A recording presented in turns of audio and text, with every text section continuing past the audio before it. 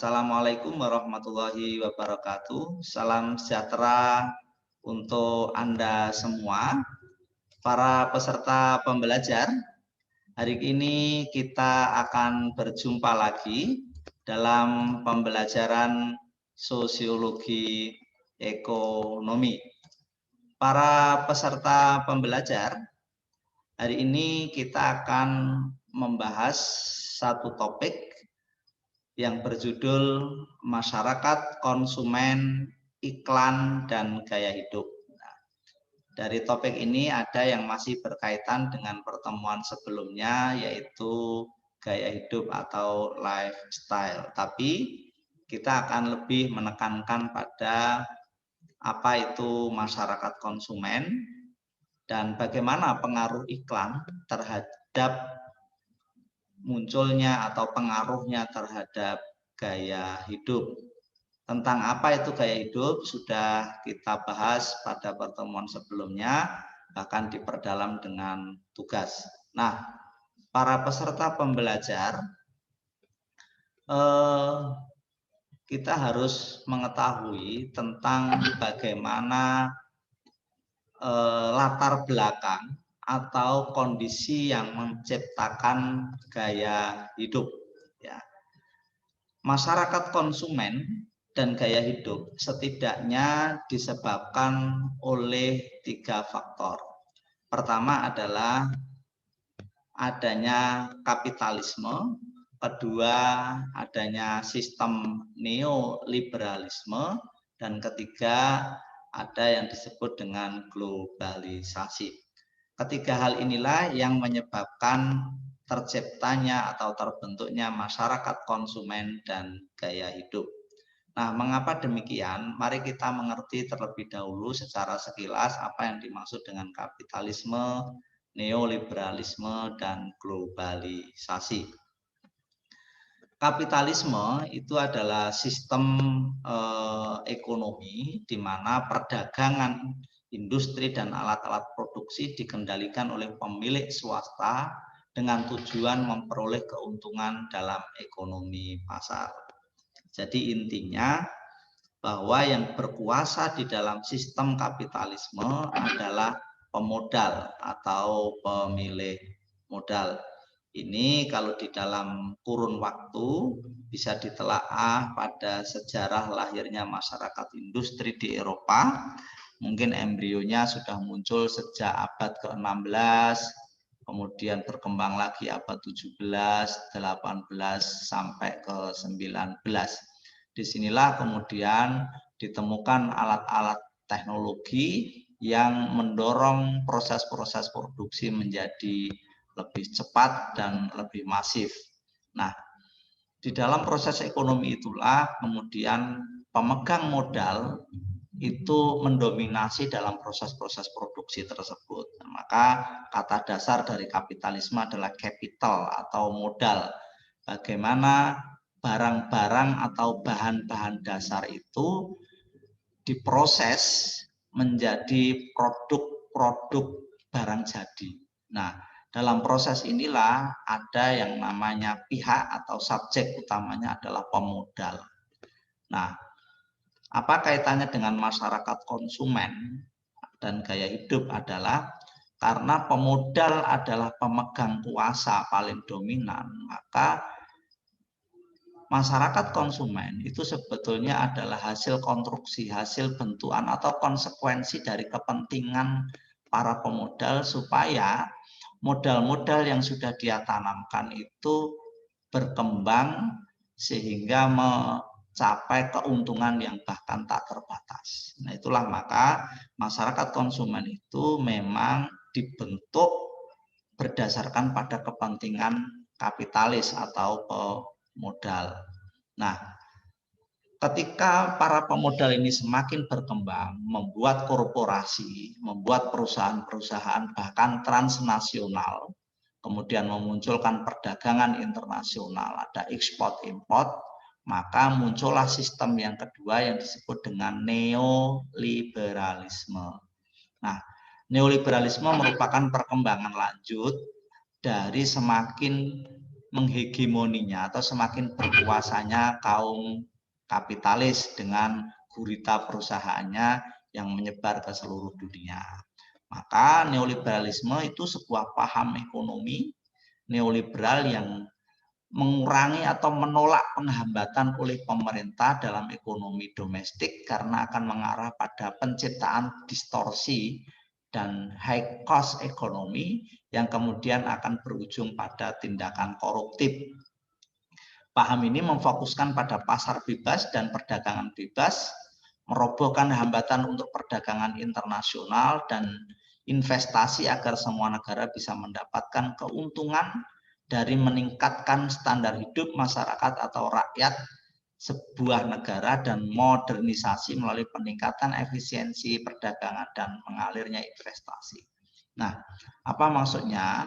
Maksudnya adalah di dalam sistem neoliberalisme itu ada satu perubahan di dalam kehidupan bersama, di mana semakin mengguritanya atau semakin berkuasanya korporasi atau perusahaan-perusahaan besar itu, pada akhirnya perusahaan inilah yang berkuasa, kemudian institusi formal yang berupa negara sekalipun itu bahkan diminimalisir.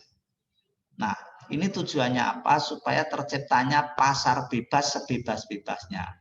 Sehingga hambatan-hambatan untuk ekspansi ekonomi yang tadi sudah saya sampaikan, lebih karena kepentingan para pemodal ini, maka hambatan itu dihilangkan. Termasuk adalah hambatan-hambatan dari birokrasi pemerintah. Makanya di dalam neoliberalisme itu peran negara itu menjadi semakin minimal. Kemudian siapa yang mengambil peran dominan itu? Ya tidak lain adalah mekanisme pasar. Semuanya diserahkan pada mekanisme hukum pasar. Tidak boleh ada yang mengintervensi.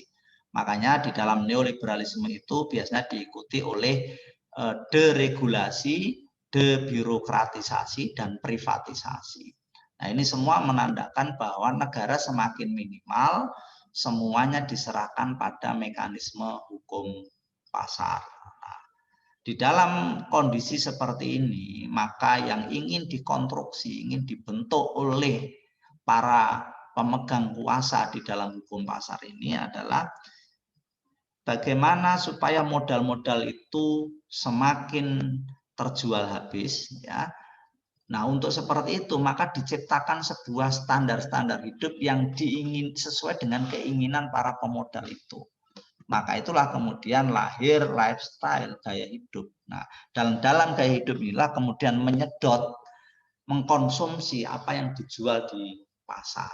Jadi itulah neoliberalisme, makanya melahirkan masyarakat konsumen dan gaya hidup. Dan yang terakhir adalah globalisasi. Globalisasi itu lebih sebagai sebuah situasi atau keadaan sebagai hasil dari perkembangan teknologi yang semakin pesat, sehingga dunia atau semua negara di planet ini terintegrasi, menyatu, saling tergantung, saling membutuhkan, sehingga saling terkoneksi. Itu sejak dari pandangan hidup, ya, produk-produk, pemikiran, sistem pasar, semua dan budaya itu semuanya terintegrasi. Nah, itulah kemudian di dalam globalisasi memunculkan penyeragaman-penyeragaman global. Walaupun di dalamnya ada yang namanya paradok. Satu sisi globalisasi menawarkan kebebasan individu, tapi di satu sisi hegemoni dari para pemodal ini akhirnya secara tidak sadar mengkonstruksi atau membentuk pemahaman yang seragam, ya. Penduduk di bumi ini tiba-tiba seleranya diseragamkan, budayanya diseragamkan, ya, termasuk gaya hidupnya diseragamkan. Nah, inilah tiga penyebab lahirnya masyarakat konsumen dan gaya hidup. Nah, ini saya kira hanya skema yang menyederhanakan pemahaman tadi. Jadi masyarakat konsumen itu pada akhirnya melahirkan industri budaya, khususnya nanti bentuknya adalah pop culture atau budaya pop, dan inilah kemudian pada akhirnya melahirkan gaya hidup. Nah, Para peserta pembelajar, mari kita pahami secara pengertian atau definisi apa itu masyarakat konsumen. Masyarakat konsumen adalah sebuah masyarakat yang cenderung diorganisasi di seputar konsumsi ketimbang produksi barang dan jasa. Nah, implikasi dari masyarakat konsumen ini cenderung menyamakan level konsumsi yang tinggi dengan kesuksesan sosial dan kebahagiaan personal, dan karenanya mereka memilih konsumsi sebagai tujuan hidup. Jadi masyarakat konsumen itu sesungguhnya lebih sebagai sebuah bentuk budaya modern yang dikonstruksi, yang dibentuk bukan mengalir berdasarkan hukum-hukum ekonomi dasar. Ada pertukaran secara equal, ada transaksi secara seimbang, ada tawar-menawar di mana antara penjual dan pembeli itu berposisi secara setara, tetapi lebih ini sebagai sebuah kepentingan yang dikonstruk, yang dibentuk, yang memang didesain oleh pemegang kepentingan itu. Ya, siapa pemegang kepentingan utama itu? Yaitu para pemuda. Supaya apa yang dijual, apa yang diproduksi itu terjual habis, dikonsumsi. Nah, makanya di dalam masyarakat konsumen itu yang penting itu seseorang dianggap eksis kalau dia memiliki kemampuan mengkonsumsi sesuatu. Dan konsumsi sesuatu itu akan sangat menentukan level, strata, kasta di dalam kehidupan sosial. Dan itu menjadi parameter orang sukses tidaknya adalah bagaimana kemampuan untuk berkonsumsi. Jadi lebih pada mode of consumption, bukan lebih pada mode of production. Jadi membeli, memakai, menghabiskan, mengadopsi, memiliki itu lebih diburu daripada proses membuat. Nah, inilah sebuah budaya baru yang memang diciptakan ya, supaya orang selalu memiliki hasrat dan keinginan, bukan membeli sesuatu berdasarkan kebutuhan. Jadi memang masyarakat konsumen dengan gaya hidup itu memang saling berhubungan. Nah, inilah pengertian dasarnya. Nah, masyarakat konsumen terlahir di era postmodern. Para peserta pembelajar, istilah ini harus Anda pahami. Postmodern itu lahir di abad 20 setelah proses-proses dunia industri itu berkembang pesat. Tadi sudah saya sampaikan embrionya sejak abad ke-16, kemudian berputar terus, berkembang pesat sampai abad ke-19, dan semakin maju lagi maka abad 20 dan akhir abad 21 itu lahir era yang disebut dengan postmodern ya, di mana di dalam era ini maka logika-logika ekonomi dasar menjadi berubah. Nilai tukar itu telah tergeser menjadi nilai tanda. Bukan lagi berdasarkan pada kegunaan suatu barang atau harga barang, tapi berdasarkan nilai prestis dan makna simbolis. Nah, komoditas menjadi suatu bangunan dalam hubungan sosial masyarakat. Kehidupannya merupakan kumpulan kode, tanda, dan objek yang berada di sekelilingnya. Komoditas menjadi kepentingan yang memediasi hubungan antar manusia. Jadi, di dalam proses-proses konsumsi, bentuk-bentuk masyarakat konsumsi itu yang menjadi penentu segala hal itu adalah komoditas. Sejauh mana orang bisa mengakses komoditi itu, maka itu akan menentukan eksistensinya. Nah, di dalam keadaan seperti inilah, kemudian dalam proses pertukaran ekonomi, jual beli, transaksi, dan lain-lain, yang dipertukarkan itu sebetulnya bukan barang maupun jasa, bukan nilai tukar yang penting, tetapi lebih pada nilai tanda. Jadi citra-citra yang dulu di dalam gaya hidup saya sudah sampaikan bagaimana ciri-ciri pusaran gaya hidup itu sejak dari culture of spectacle, kemudian dandy society, lookism, ya, image, ya. Jadi yang diburu oleh masyarakat itu adalah sign atau tanda-tanda yang menempel pada komoditas. Jadi orang tidak lagi melihat fungsi. Dengan demikian, sebuah tindakan dilakukan itu bukan berdasarkan pada prinsip rasional. Ini penting atau tidak, ini berfungsi atau tidak. Yang dibeli dalam sebuah barang itu bukan fungsi inherennya, fungsi gunanya, tapi lebih pada fungsi ersat. Nah, inilah kemudian yang mendorong terciptanya masyarakat konsumen. Nah, masyarakat konsumen merupakan sebuah suasana di mana segala sesuatu dijual. Segala sesuatu adalah komoditas tanda, semua tanda adalah komoditas. Sehingga semua objek, pelayanan, tubuh, seks, kultur, ilmu pengetahuan bahkan, dan sebagainya diciptakan dan dipertukarkan. Tanda, komoditas, dan kultur berkaitan selamanya. Jadi inti suasana yang tercipta di dalam masyarakat konsumen, dalam budaya konsumen seperti ini, maka yang prinsip dalam hidup itu adalah pertukar, segalanya dapat diperjualbelikan. Kekuasaan, apapun ya, suprastruktur, kesadaran manusia, bahkan sampai ilmu pengetahuan, politik, agama, hal-hal yang bersifat private sekalipun, semuanya bisa dikomodifikasi, semuanya bisa dibentuk menjadi komoditas-komoditas yang berada di dalam pasar. Nah, inilah yang suasana yang tercipta di dalam masyarakat konsumen. Nah, para pembelajar, mari kita ingat sebuah konsep yang dulu pernah saya perkenalkan, pemikiran Baudrillard, ya, menyatakan bahwa konsumsi membutuhkan manipulasi simbol-simbol secara aktif. Bahkan menurut Baudrillard, yang dikonsumsi itu bukan lagi use atau nilai guna atau exchange value atau nilai tukar, melainkan symbolic value, tapi nilai-nilai simbol.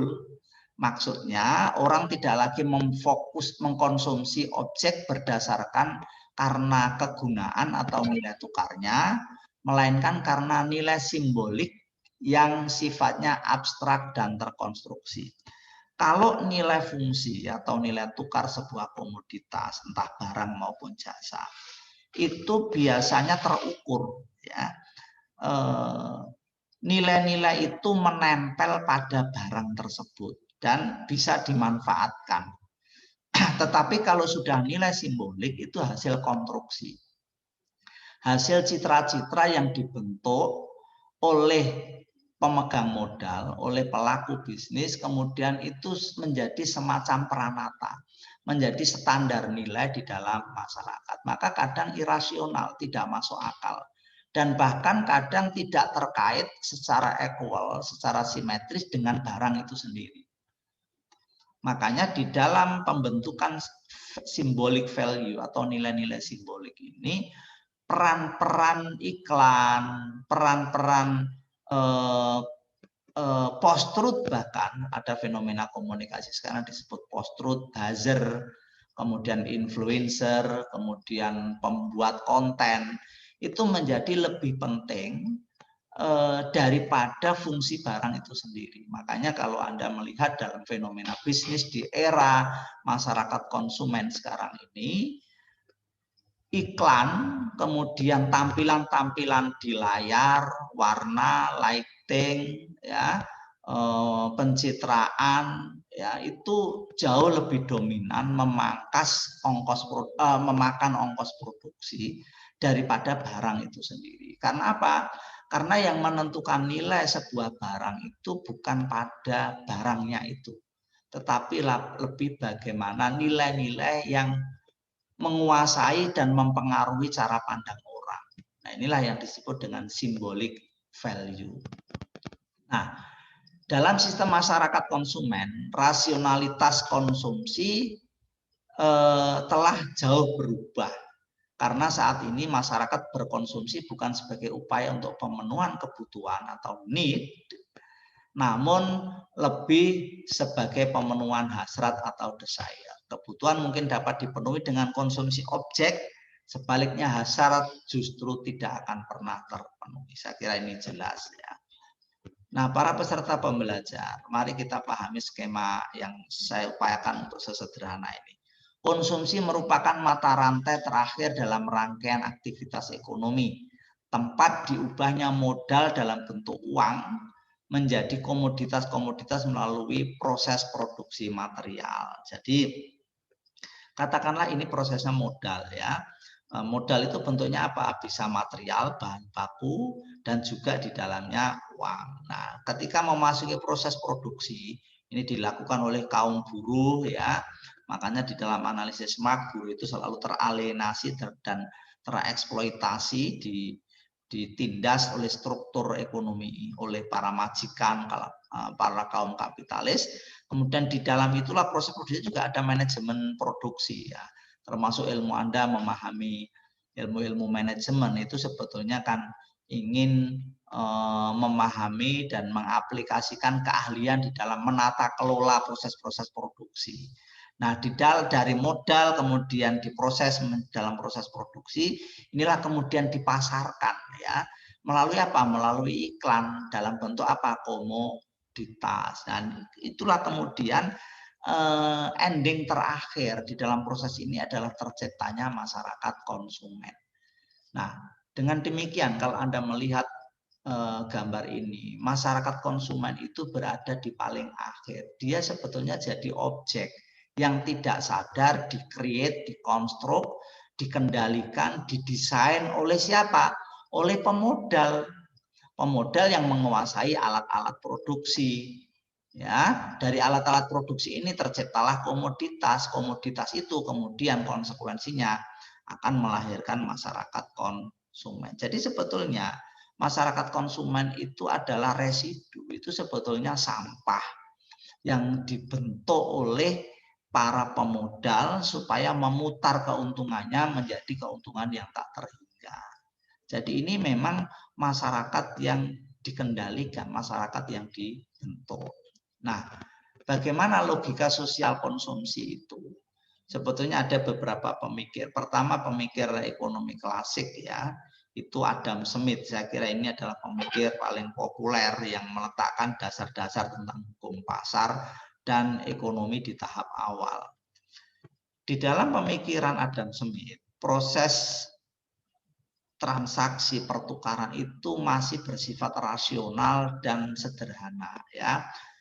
Di sini ada namanya kebutuhan atau nilai guna, kemudian ada pertimbangan rasional. Seperti masyarakat kapitalis membeli dan mengonsumsi sesuatu karena kebutuhan, dan itu pun berdasarkan pertimbangan yang serba rasional, yakni mengkalkulasi untung rugi. Seperti Anda punya uang, Anda memberi mobil.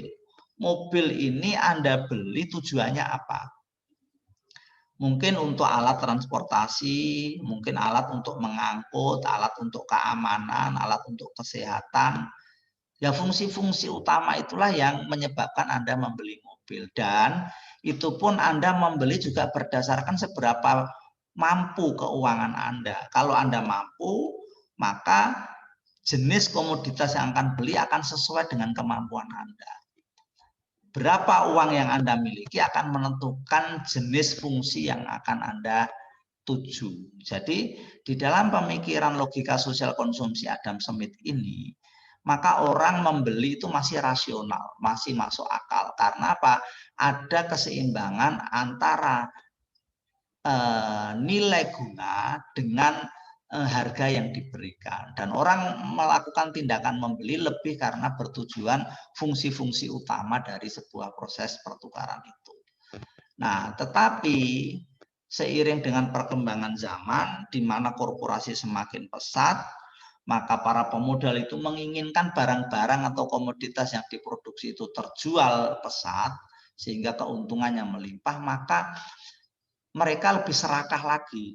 Bagaimana supaya komoditas ini bukan sekedar barang, objek itu sendiri, tetapi disuit, ditransformasi, didesain lebih sebagai sebuah simbol, sebagai kode atau tanda. Di mana itu akan menentukan kasta, prestis, dan makna-makna simbolik di dalam kehidupan sosial. Maka di sini dari kebutuhan ke hasrat, bukan nilai guna, maka akan terjadi manipulasi. Jadi dalam gambar sederhana ini, mobil bukan lagi sebagai alat transportasi, alat pelindung, alat menghantarkan secara cepat, alat angkut, bukan. Tetapi mobil ini sudah disimbolkan sebagai kode-kode di dalam kehidupan sosial. Maka bisa jadi karena ini sudah melebihi dari objek yang sesungguhnya, maka akan tergantung kode itu. Kalau kode itu bisa mengesankan bahwa mobil ini sebagai simbol dari kelas yang sangat tinggi, maka harganya ya sangat tinggi. Nah, disinilah kemudian para pemodal itu lebih berkonsentrasi pada pembentukan kode dan tanda daripada bentuk barangnya itu sendiri. Atau paling tidak akan berkesesuaian, ya, sehingga ini akan menambah nilai dari sebuah barang. Karena apa? Barang itu sendiri plus proses pembentukan konstruksi, iklan contohnya. Nah, disinilah kemudian para konsumen itu sampai rela mengeluarkan nilai yang lebih dari nilai dasar barang itu, karena apa? Korelasinya akan bertujuan untuk membentuk prestis. Nah, konsumsi tidak akan terfokus pada pemanfaatkan nilai guna barang dan jasa, namun terfokus pada produksi dan manipulasi sejumlah penanda sosial. Nah, para peserta pembelajar, ini sekedar sejarahnya saja, bagaimana lahirnya masyarakat konsumen dan industri budaya itu terjadi semakin marak itu di Inggris abad ke-18. Anda kalau baca sejarahnya, disitulah mulai banyak ditemukan alat-alat produksi, mesin uap, kemudian mesin uap itu apa namanya, awal-awal ya, kemudian abad 18 mulai memasuki revolusi industri tahap berikutnya, ditemukan elektrik ya, mesin-mesin elektrik dan lain sebagainya. Kemudian dari sinilah kemudian meningkatkan kesejahteraan masyarakatnya ya, walaupun di situ oleh Karl Marx dikritik terciptanya kaum buruh pekerja itu tertindas, tereksploitasi, tapi tetap saja secara umum tercipta kesejahteraan yang meningkat. Nah, disinilah kemudian pasar tersebar, ekspansi, dan itulah kemudian kalau di dalam politik memunculkan kolonialisme, penjajahan di negara-negara yang bersumber daya alam melimpah ya. Lahirlah kemudian industri budaya. Itulah singkatnya. Nah, para peserta pembelajar, berikutnya, apa itu ciri-ciri utama dari industri budaya?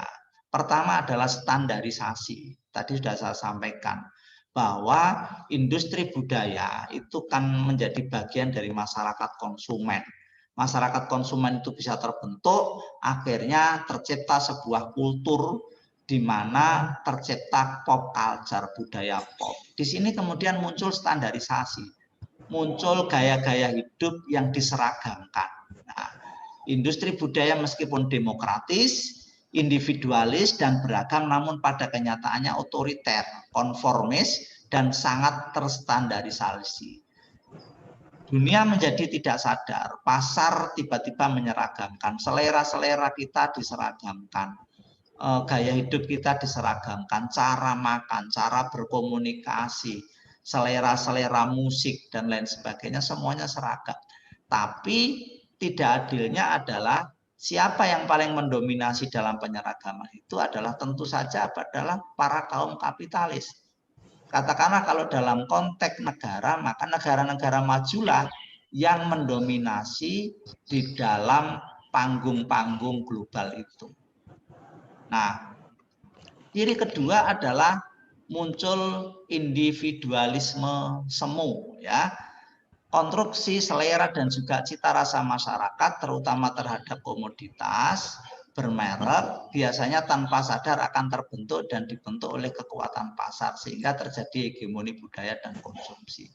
Jadi di dalam masyarakat apa namanya masyarakat di era globalisasi semacam itu, memang seakan-akan globalisasi itu menawarkan kebebasan individu, tapi individunya sebetulnya sudah terhegemoni, kesadarannya sudah palsu.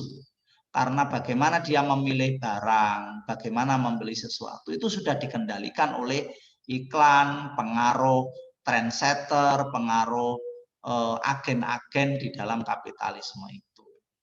Katakanlah kalau kita melihat budaya kita sendiri, kita memilih baju, menentukan selera taste di dalam makan, itu semuanya kan hasil dari konstruksi, bukan pilihan-pilihan bebas. Makanya kalau Anda lihat di pasar, memang ada keragaman produk, tapi tetap saja produk-produk yang dominan adalah brand-brand yang mendominasi pasar. Dan itu hanya bisa dilakukan oleh para pemodal-pemodal yang kuat. Nah, inilah kemudian muncul kritik bahwa era pasar bebas, kalau mengacu pada hukum ekonomi klasiknya Adam Smith yang seakan-akan memberi kebebasan bersaing, kemudian muncul keseimbangan-keseimbangan, maka sebetulnya tidak terbukti karena akan tetap terjadi monopoli-monopoli oleh para pemegang modal yang kuat. Nah, di dalam situasi konsumsi itu pula, di dalam industri budaya itu, maka melahirkan perilaku konsumsi yang sinergistik. Apa maksudnya? Yaitu gabungan dari sekian banyak aktivitas leisure, kemudian hobi, perilaku keranjingan berkonsumsi. Hal ini sengaja dibuat oleh pemain pasar selain untuk mendongkrak omset penjualan, tetapi juga untuk merangsang tumbuhnya perilaku konsumen yang makin loyal, adiktif, dan juga terdiferensiasi ke berbagai macam produk budaya yang makin renih, saling berkaitan dan mempengaruhi. Sederhananya begini para pembelajar, seperti sekarang ada fenomena makan secara kuliner, ada industri kuliner.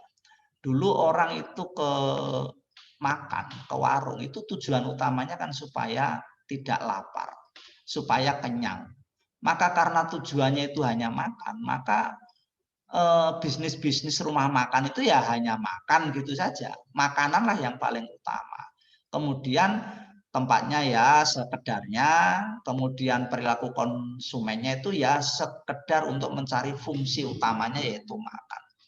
Tapi ketika makan sekarang menjadi gaya hidup dan bagian dari kepentingan-kepentingan para pemodal supaya mendapatkan keuntungan banyak, dan masuklah kemudian industri kuliner itu masuk di dalam gaya hidup, sehingga orang untuk ke kuliner sekarang itu pernik-perniknya itu lebih dari sekedar makan. Maka kalau kita lihat bisnis-bisnis kuliner itu bukan hanya makanannya yang diperhatikan, tapi tempatnya, penataannya, sistem pelayanannya, penamaannya yang dulu di dalam gaya hidup sudah saya sampaikan bagaimana kiat-kiat sukses untuk mengadopsi atau mentransformasi gaya hidup. Nah, disinilah kemudian konsumen itu dipaksa secara tidak sadar untuk merogoh kocek lebih banyak. Dia tidak hanya akan membeli makanan, tetapi kepentingan untuk mengupload status, bahkan pergi jauh tempatnya di pelosok, yang penting nanti ada spot fotonya yang unik, yang antik, dan itu akan kalau Anda jadikan status akan menjadi perhatian follower Anda. Itu menjadi lebih penting daripada sekedar makan. Disinilah orang harus merogoh kocek lebih banyak daripada membeli nasi untuk makan itu. Nah, inilah yang disebut dengan contoh sederhana synergistic consumption. Itu sama halnya dengan di komoditas bisnis yang lain.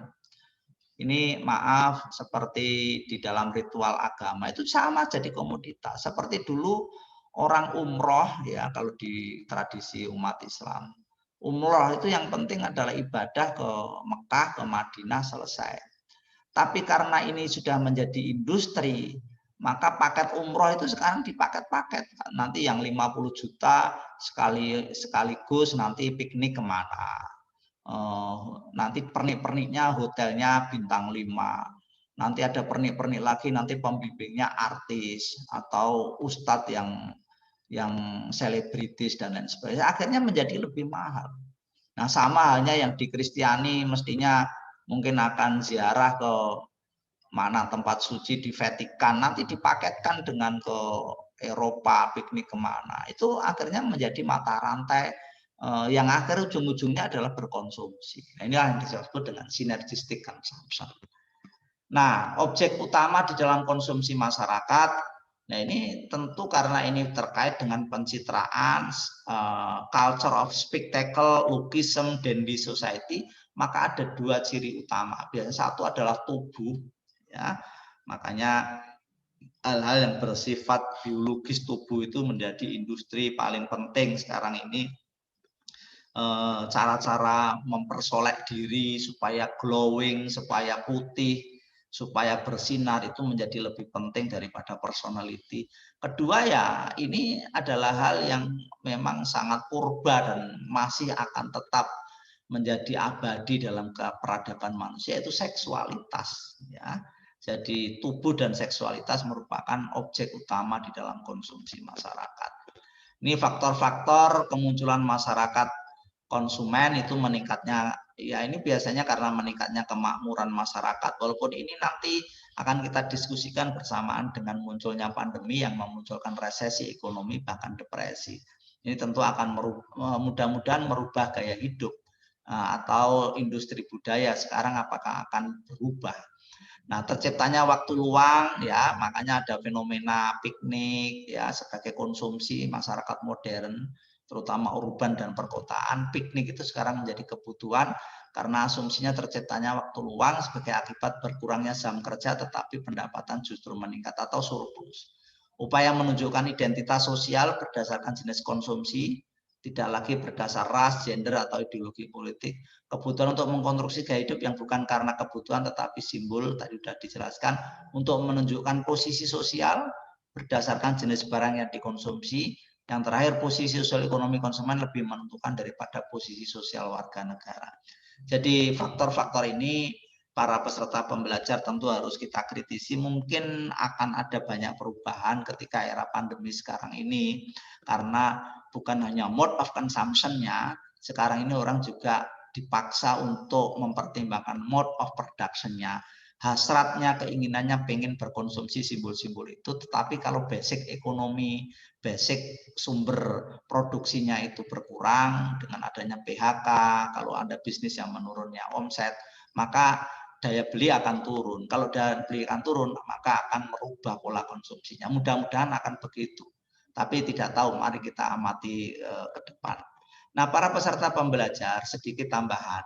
Di dalam terciptanya masyarakat konsumen ada satu aktivitas yang paling dominan dan menentukan serta mempengaruhi tentang gaya hidup dan konsumsi itu adalah iklan, ya.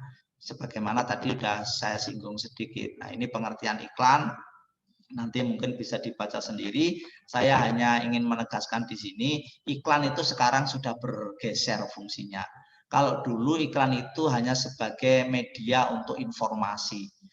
Iklan ya, dari kata dasar iklan itu memberitahukan, menginformasikan sebuah komoditas kepada para calon pembeli. Tetapi sekarang iklan itu sudah bergeser menjadi sistem ide yang otonom. Makanya di dalam iklan itu muncul profesi-profesi broadcast ya, di mana disitulah kemudian pusat buzzer, influencer, agenda setting dan lain sebagainya untuk memproduksi citra-citra yang nanti supaya apa? Supaya muncul simbol-simbol tertentu. Nah, inilah kemudian memunculkan sistem ide yang otonom. Kemudian yang terakhir, kesuksesan dari semua itu akan membentuk konstruksi cita rasa. Nah, itulah kemudian bisa jadi kesuksesan sebuah iklan itu justru semakin menjauhkan dari fungsi utama barang tersebut.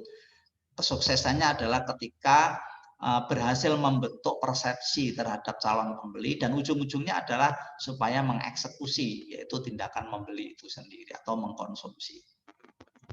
Nah, ini sebagaimana contoh bagaimana hubungan antara seorang konsumen, pembeli terhadap tas yang ingin dibelinya.